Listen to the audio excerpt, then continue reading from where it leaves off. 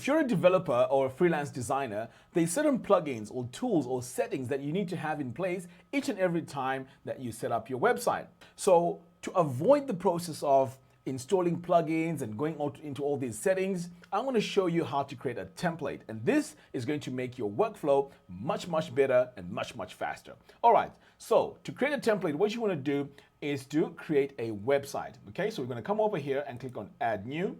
So we are now going to choose all the plugins that we need every time we set up our website. So I'm going to scroll down here. So I think I'm going to go with forms. So here I'm going to add Fluent Forms. I'm going to come over here to page builders. So you can see here we have Breezy, Gutenberg, and so on. So let's say I'm going to go with Gutenberg, and then we're going to come over here to marketing. So we have the sales funnels here.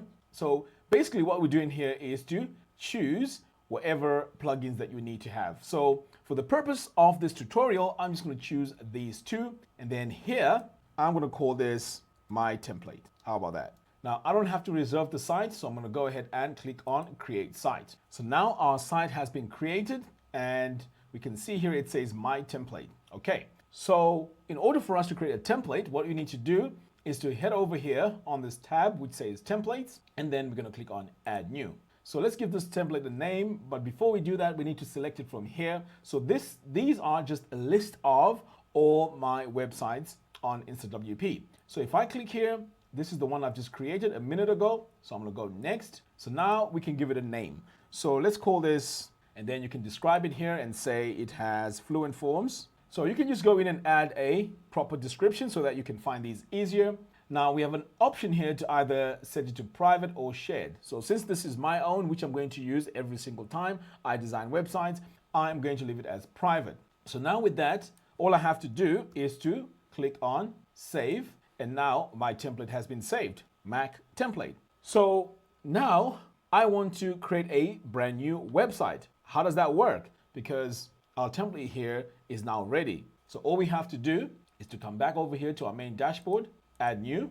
Now it gives me an option to add from templates. And here we are, I have Mac template. So let's see if our template has those plugins that I installed initially. So I'm going to click here, and then I'm going to say Mac new site.